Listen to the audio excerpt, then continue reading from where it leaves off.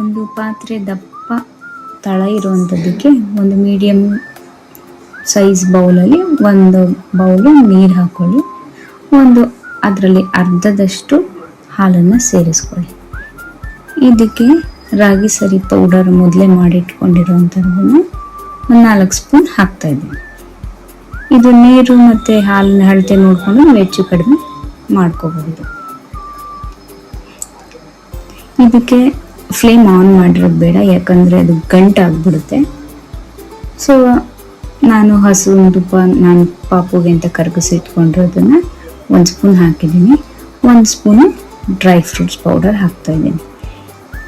ಸ್ವಲ್ಪ ಹಾಗೆ ತಿನ್ನಬೇಕು ಅಂತಂದರೆ, ಸ್ವಲ್ಪ ಚಿಕ್ಕ ಮಕ್ಕಳಾದರೆ ಹಾಗೆ ತಿಂತಾರೆ. ಸ್ವಲ್ಪ ಈಗ ಟೇಸ್ಟ್ ಅವ್ರಿಗೆಲ್ಲ ಗೊತ್ತಾಗೋದ್ರಿಂದ ಸ್ವಲ್ಪ ಉಪ್ಪನ್ನು ಸೇರಿಸ್ತಾ ಇದ್ದೀನಿ. ನಾನು ಪಿಂಕ್ ಸಾಲ್ಟ್ ಯೂಸ್ ಮಾಡ್ತಾಯಿದ್ದೀನಿ. ನೀವು ಮಾಮೂಲಿ ರೆಗ್ಯುಲರ್ ಉಪ್ಪು ಬೇಕಾದರೂ ಹಾಕೋಬೋದು.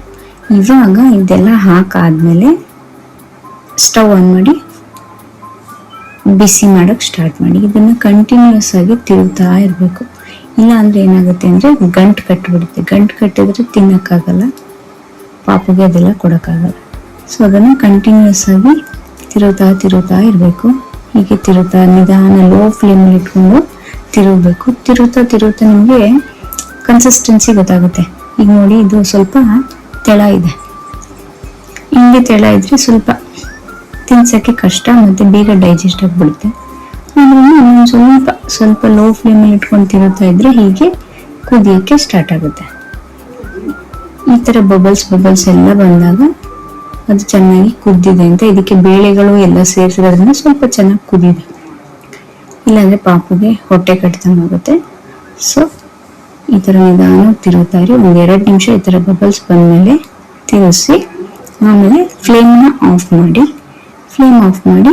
ಒಂದು ಸ್ವಲ್ಪ ಹೊತ್ತು ತಣ್ಣಗಾಗಕ್ಕೆ ಬಿಡಿ. ಇವಾಗ ಇದು ರೆಡಿಯಾಗಿದೆ. ಪಾಪುಗೆ ತಿನ್ನಿಸ್ಬೋದು.